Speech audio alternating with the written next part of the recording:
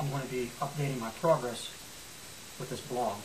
Before I do, I'm going to give you a little bit of background on what the novel I'll be working on is and why I'm writing it now.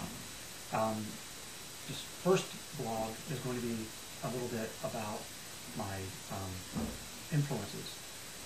If you noticed in the beginning of this blog, there were several authors' pictures that were displayed. Those authors are not necessarily my favorite authors of all time. If it was, I would be fairly sexist and racist. But among my favorite authors are Walter Mosley and George Dawes Green and Janet Ivanovich. But the authors that I displayed at the beginning are the authors who influenced the piece that I'm working on right now, especially Conan Doyle and Stout, but also Dan Brown. The novel that I'm working on is part of a series of mystery novels that I've been writing that are pastiche of the series that Stout wrote, which was itself a pastiche of the series that Conan Doyle wrote. So I'm just continuing in that vein with this particular pastiche. It's also been theorized that Stout's series, which was the Nero Wolfe series, the character Nero Wolfe was theorized to be the illegitimate son of Conan Doyle's character Sherlock Holmes. So the character in my story is the grandson of Rick Stout's character, Nero Wolfe. And Nero Wolfe's character had an illegitimate daughter, according to some speculation. The novels never actually say that she was his flesh and blood daughter. They say he adopted her, but the speculation is that he adopted her because she was his illegitimate daughter. So I'm going with that idea, and I'm making my character Nero Wolfe's grandson, and consequently Sherlock Holmes' great-grandson. There are other attributes in the series, from Conan Doyle on through Stout into my work, that I've carried on as well.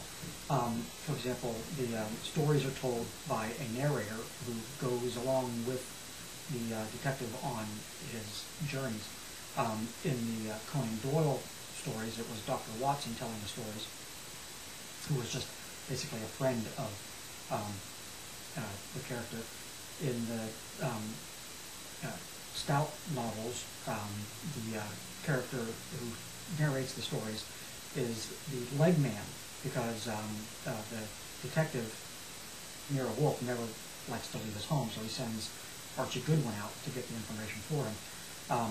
My character who narrates the stories is Cattleya Hoskin, who's a divorcee, whose maiden name is never given, but she is, therefore, it can be assumed, the daughter of Archie Goodwin.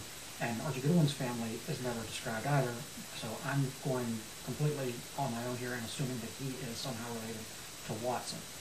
So what we have here is two familial lines. And along those familial lines, we have also a little bit of borrowing from Orson Scott Card's idea of the Wold-Newton universe, where there was an actual comet that exploded in an area of England called Wold-Newton, and he supposed that this comet gave superhero qualities to numerous characters who are all in some way able to be connected to that area. So Sherlock Holmes is in the Wold-Newton universe. So therefore, in a broad sense, my character is also a continuation of the Wold-Newton universe. But at any rate, that's just a little background on my influences for the story. I'll tell you more about how the idea for the stories came about and what this particular story is in future blogs. Once that's all out of the way, then I'll start to talk about the process of writing the novel as I go. I've already begun outlining it, and there'll be more of that in future blogs. So, till next time.